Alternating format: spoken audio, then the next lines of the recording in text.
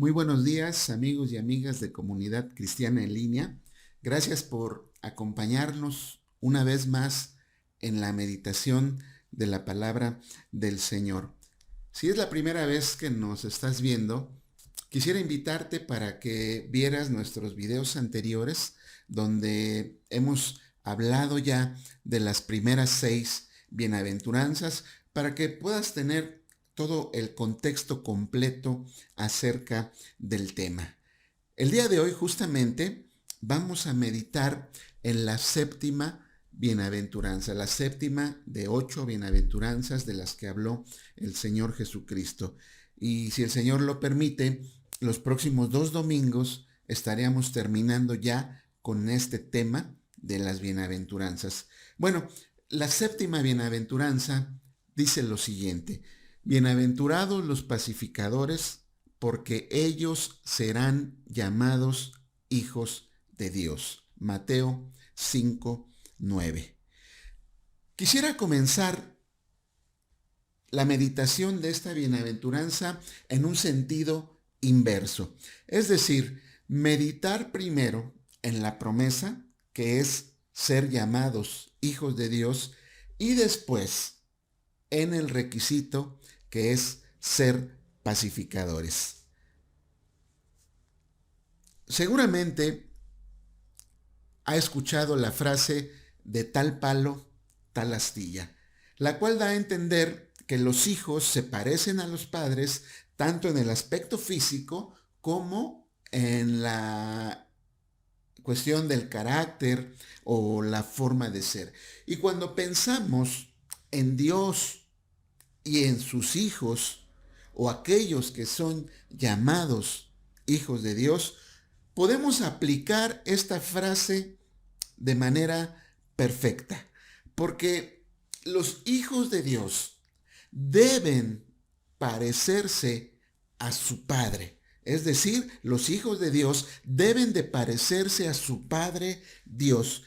¿En qué sentido los hijos de Dios deben de parecerse a su Padre Dios?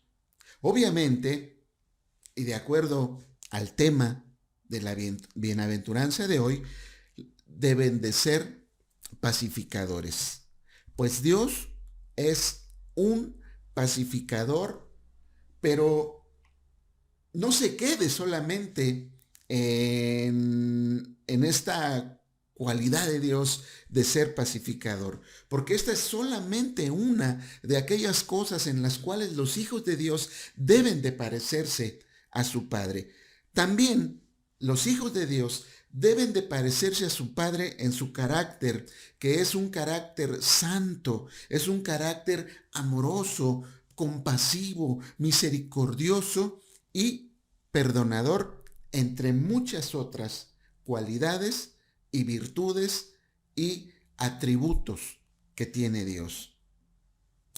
Cuando Dios creó al hombre, ahí en Génesis 1:26, la primera parte del versículo dice: entonces dijo Dios, hagamos al hombre a nuestra imagen, conforme a nuestra semejanza. Y para quienes no sabían esto, permítanme decirles que la imagen y semejanza que el hombre tuvo con Dios al principio, cuando fue creado, está constituida de 3 aspectos fundamentales. La primera es que el hombre fue creado como un ser espiritual, así como Dios es espíritu.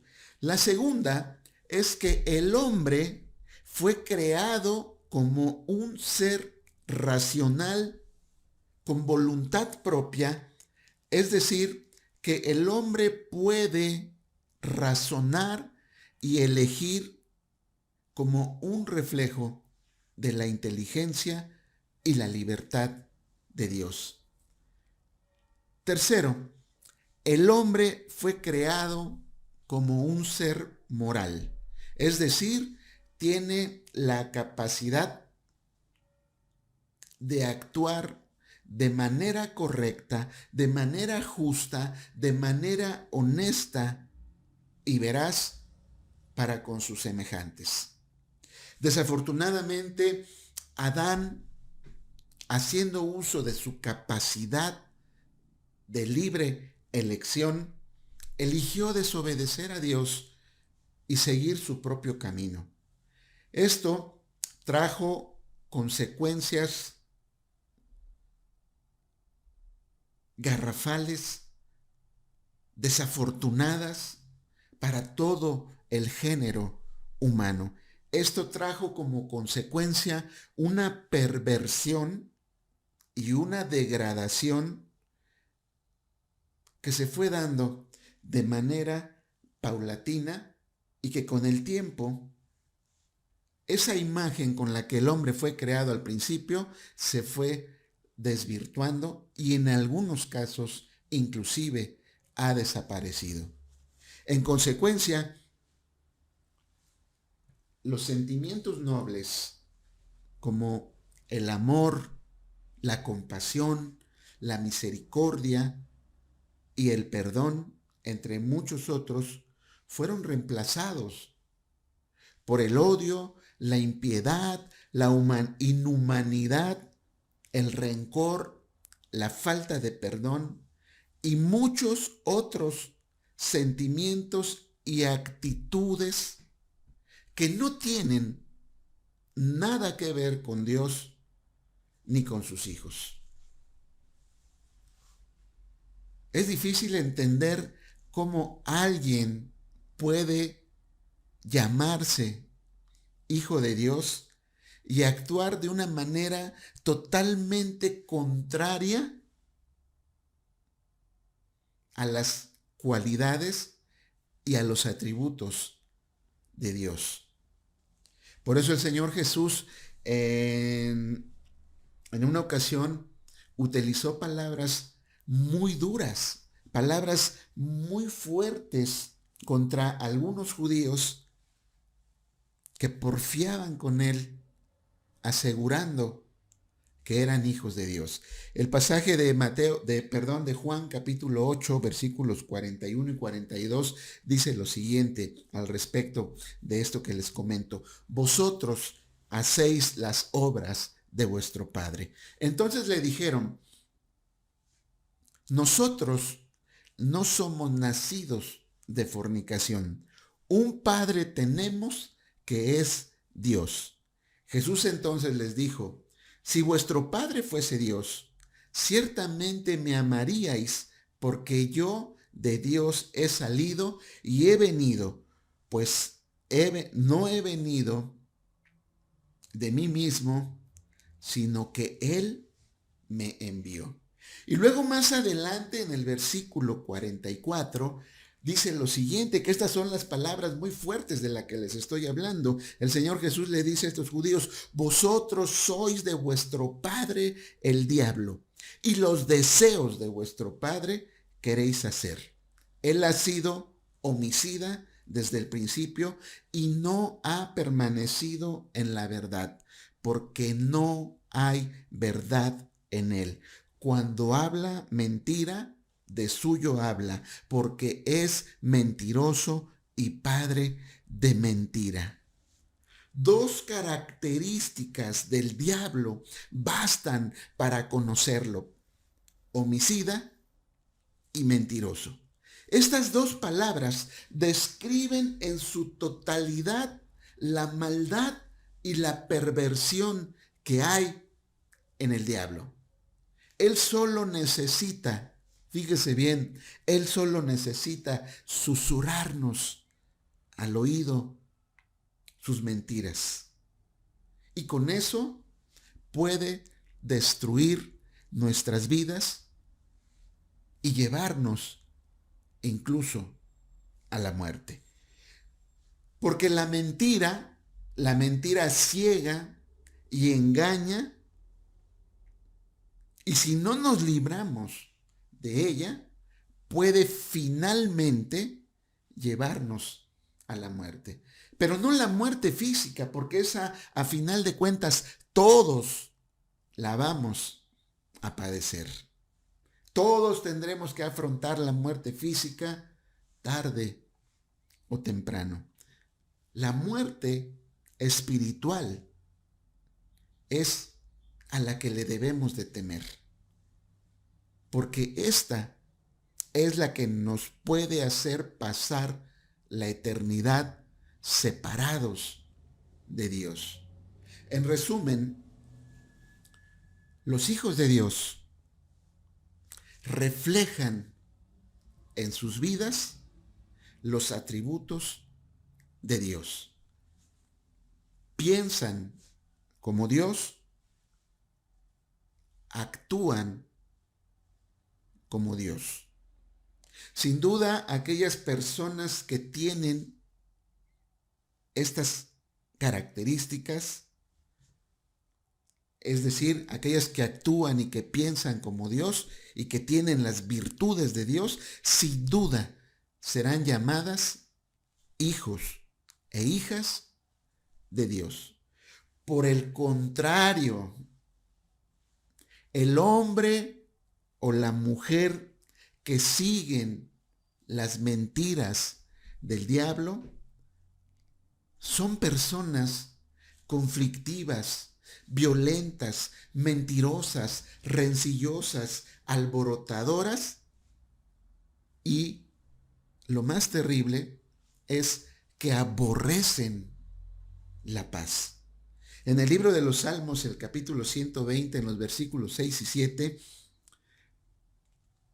el salmista expresa la angustia que sentía por vivir en una sociedad donde se aborrecía la paz, es decir, una sociedad donde no querían practicar la paz. Dice los versículos 6 y 7, mucho tiempo ha morado mi alma con los que aborrecen la paz.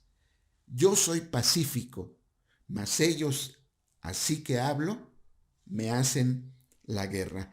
La nueva traducción viviente de la Biblia lo dice de esta manera. Estoy cansado de vivir entre personas que odian la paz. Busco la paz, pero cuando hablo de paz, ellos quieren guerra. La situación que vivía el salmista es muy parecida a la que vivimos hoy en día. Hoy nos topamos de manera seguida nos topamos con personas que aborrecen la paz. Casi todo el mundo, por decirlo así, te echa pleito, te echa bronca por cualquier cosa. Si miras a alguien, te dice, ¿qué me ves? Si por error empujas a alguien en el transporte público, te va a querer golpear. Si vas manejando y te detienes un momento más en el semáforo cuando ya se puso en verde, inmediatamente te van a empezar a pitar y a decirte groserías porque no avanzas.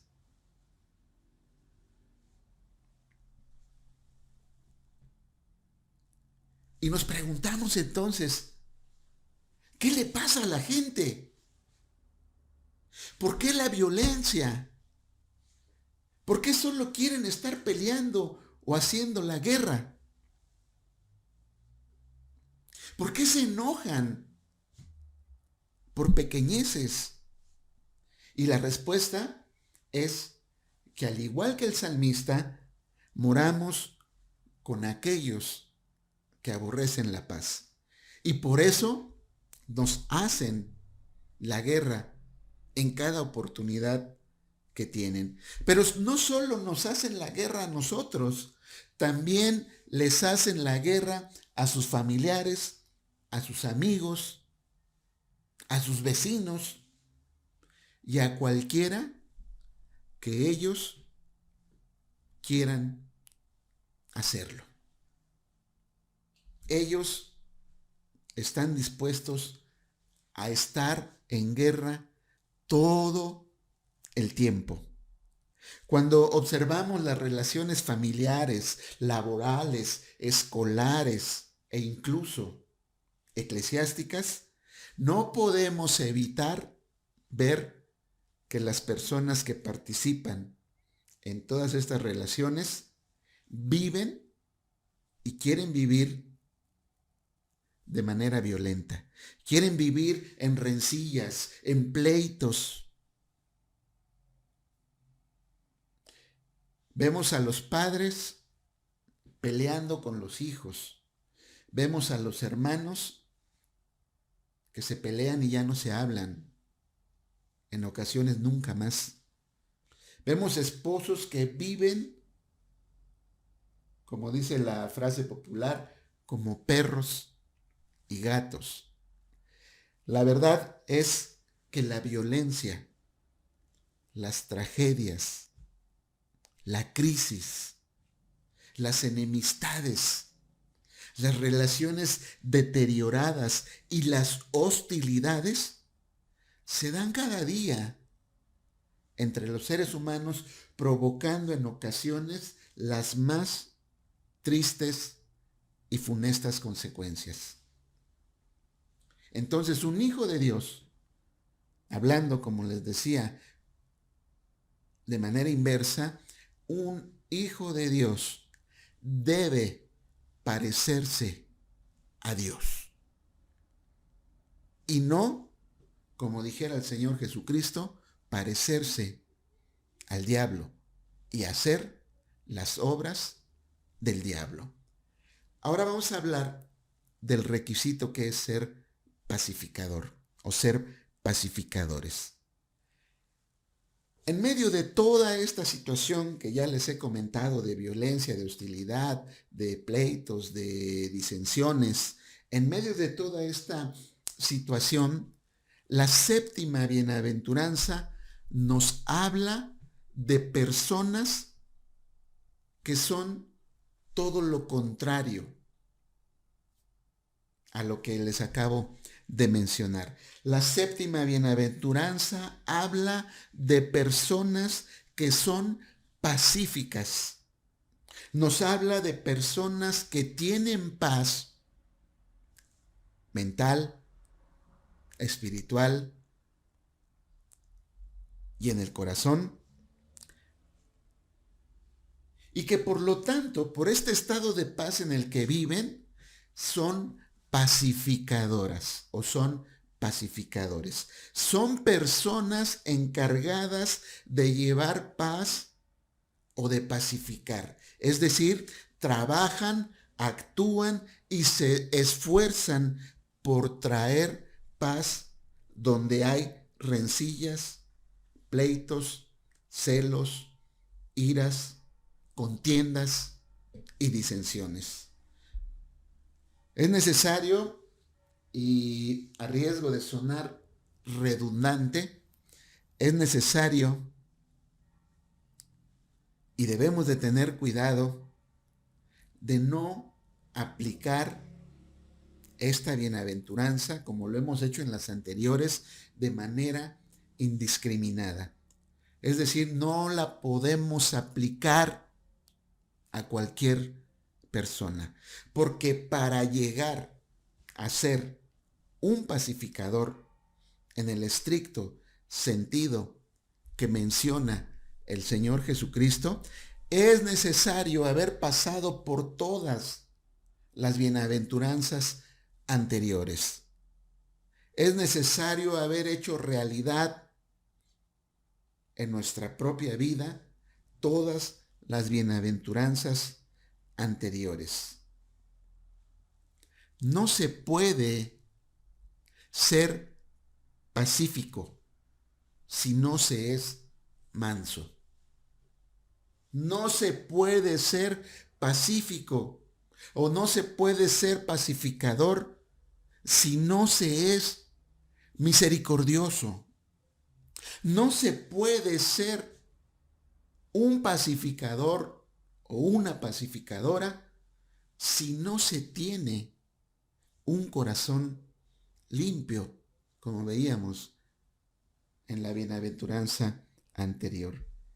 Esa es la razón por la que los pacificadores serán llamados hijos de Dios, porque si en verdad son hijos de Dios, entonces actúan como Dios. Porque Dios es un pacificador. Él busca la paz entre los hombres y Él busca la paz entre los hombres y sus semejantes. Es por eso que en esta búsqueda de paz y armonía nos ha dado mandamientos, leyes que regulan y bendicen las relaciones entre los seres humanos. ¿Quién puede decir, fíjese bien, quién puede decir que amar al prójimo sea algo malo? ¿Quién puede decir que el mandamiento de perdonar las ofensas sea malo? ¿O quién puede decir que el mandamiento de ser misericordiosos le haga daño a alguien?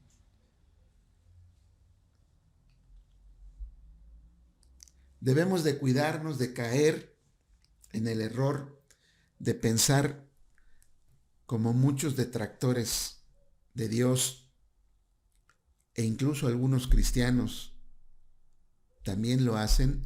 Debemos de tener cuidado de caer en el error de pensar que en el Antiguo Testamento y en el Nuevo Testamento se nos habla de dos dioses diferentes. En el Nuevo Testamento vemos un Dios misericordioso, perdonador y amoroso. Mientras que según estas personas, en el Antiguo Testamento se muestra a un Dios iracundo, vengativo, inflexible, sanguinario, que no perdona los errores. Aquellos detractores de Dios e ignorantes, obviamente, de las Escrituras, aquellos que dicen que el Dios del Antiguo Testamento es un Dios diferente al del Nuevo Testamento, lo dicen, obviamente, porque no han leído las Escrituras y especialmente no han leído el Antiguo Testamento. Y por lo menos, y por eso es que no conocen aquellos pasajes donde Dios manifiesta o se manifiesta como un Dios amoroso, misericordioso y perdonador. Por ejemplo, en el caso de Nínive, en el caso de aquel hombre tan malvado, aquel rey llamado Acab, o incluso en el caso de Sodoma y Gomorra, donde dice la palabra del Señor que si hubieran existido por lo menos 10 justos, Dios hubiera perdonado a toda esa población. ¿No decía el profeta Jeremías en el libro de Lamentaciones, capítulo 3, versículo 22, de no ser por la misericordia de Dios, ya hubiéramos sido destruidos? ¿O qué decir de Miqueas capítulo 7, versículo 18, donde podemos leer lo siguiente: ¿qué Dios como tú que perdona la maldad y olvida el pecado? Que olvida el pecado del remanente de su heredad. No retuvo para siempre su enojo, porque se deleita en misericordia. Dios es el mismo ayer, hoy y siempre. Y es el mismo del Antiguo Testamento y del Nuevo. Y por lo tanto, insisto, es un Dios pacífico y pacificador, y por lo tanto, sus hijos son pacificadores.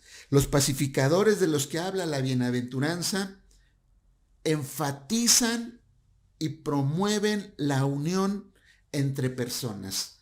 Buscan resolver las disputas, buscan quitar divisiones, reconciliar a las personas que están peleadas, eliminar las contiendas, construir buenas relaciones, silenciar las lenguas.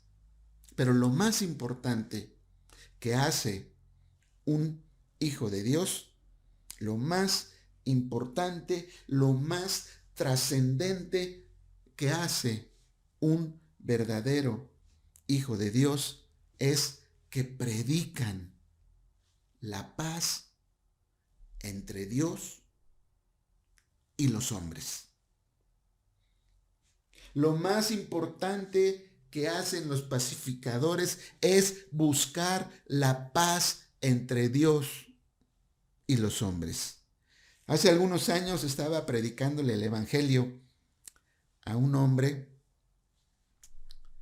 y cuando le invitaba a reconciliarse con Dios, él me comentó de manera defensiva: yo no estoy peleado con Dios. Y al igual que este hombre, hay personas que creen que están bien con Dios. Creen que porque tienen una religión, están bien con Dios. Creen que porque asisten a una iglesia o a un templo cristiano, están bien con Dios. Creen que porque hacen obras de caridad, están bien con Dios. Creen que porque ellos creen que están bien, ya por eso lo están. Pero para saber si estamos en buenos términos con Dios, no podemos ni debemos basarnos en nuestros propios criterios. Para saber si estamos bien, si estamos en buenos términos con Dios, debemos de basarnos en lo que Él dice.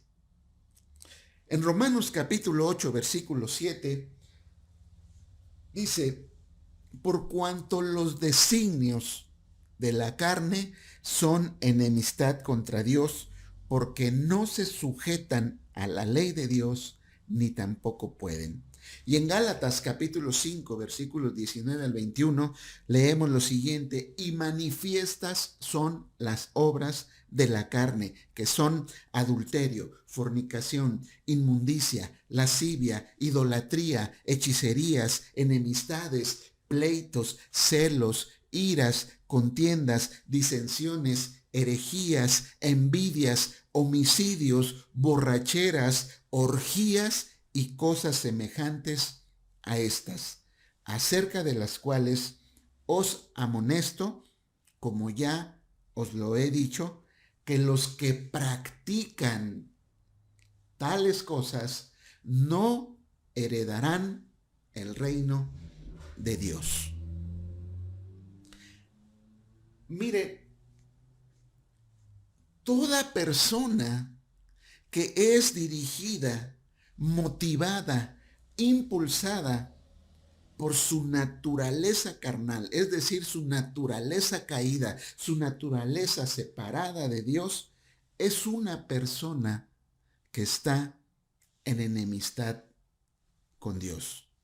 Porque la palabra del Señor dice, como lo acabamos de leer, que los designios, es decir, los deseos, las aspiraciones, los anhelos de la carne son enemistad contra Dios. ¿Por qué es que son enemistad contra Dios o por qué es que son enemigos de Dios? Porque no se sujetan a la ley de Dios. La ley de Dios dice, ama a tu prójimo y lo odian. La ley de Dios dice, no levantarás falso testimonio y mienten acerca de otras personas. La ley de Dios dice que debemos ser justos y son injustos.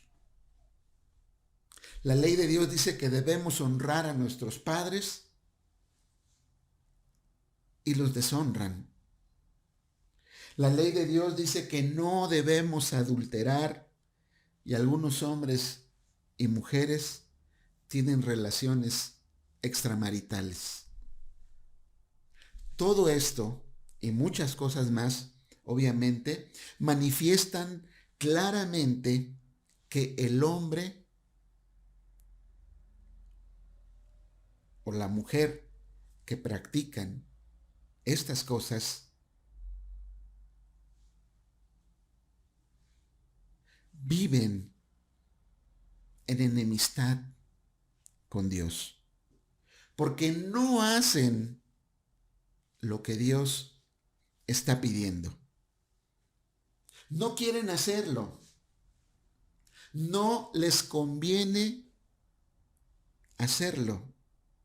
Y aunque se engañen a sí mismos, creyendo que no tienen problemas con Dios o que están en buenos términos con Dios, la verdad es que tienen problemas con Dios y problemas muy graves. Porque de seguir en ese camino de enemistad, nunca tendrán paz para con Dios y nunca tendrán paz para consigo mismos, porque ellos saben perfectamente bien, aunque quieran negarlo, saben perfectamente bien que están actuando de manera incorrecta y que están actuando en contra de lo que Dios nos ha pedido. Su conciencia misma los acusa y la ley de Dios los acusa, pero se resisten a abandonar ese camino.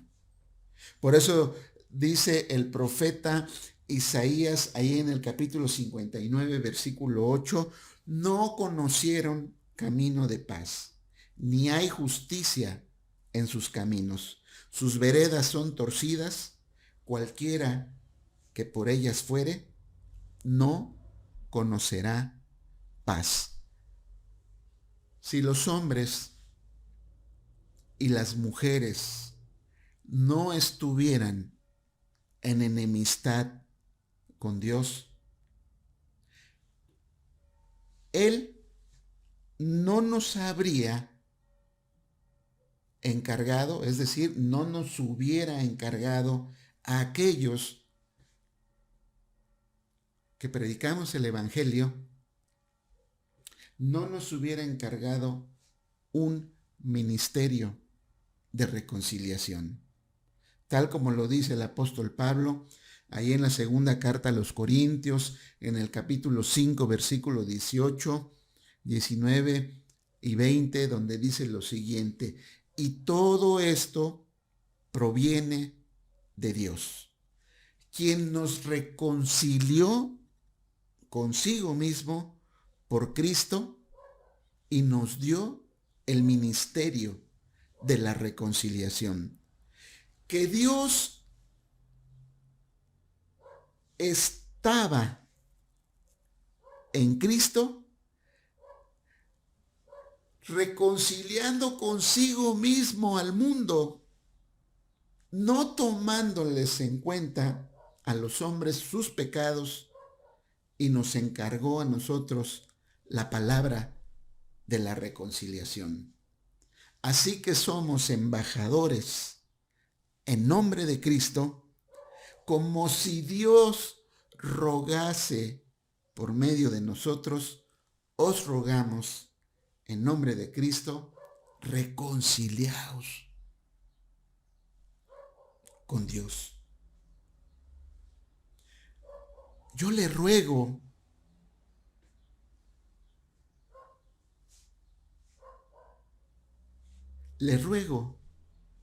en esta tarde, en el nombre de Cristo, que se reconcilie con Dios, que no permanezca más tiempo gobernado por su ser carnal, que lo lleva a ser violento, rencilloso, peleonero,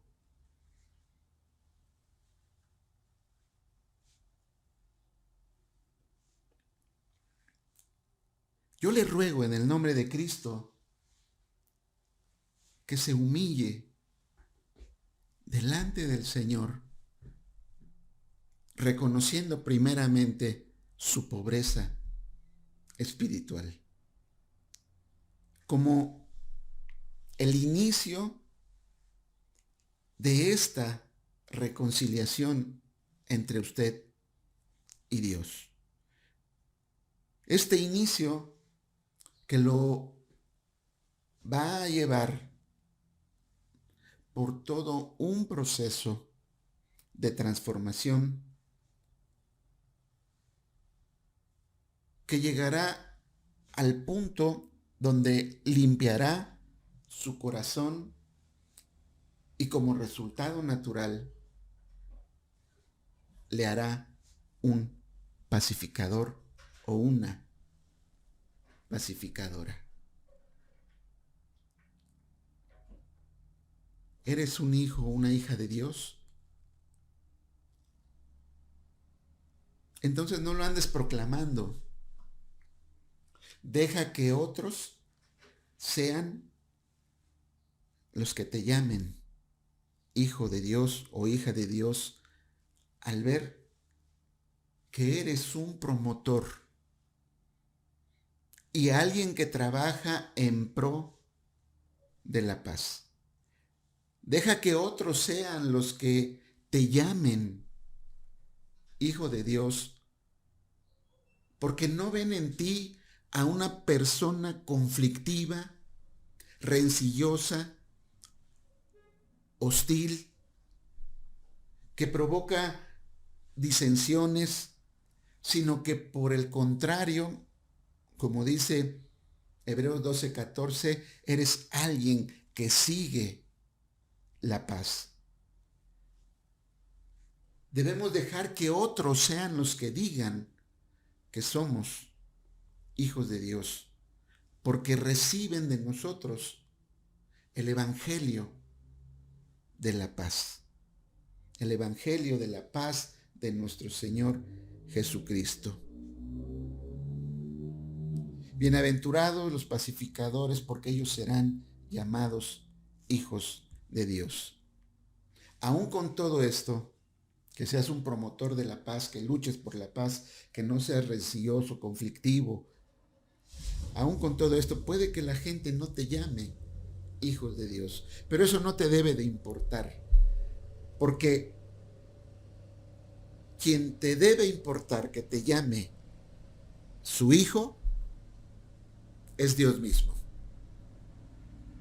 Qué maravillosa promesa y qué afortunados somos cuando el mismo Dios te dice que tú eres su hijo. Qué afortunados y qué maravilloso es que Dios mismo te diga: mi hijo eres tú, yo te he engendrado hoy.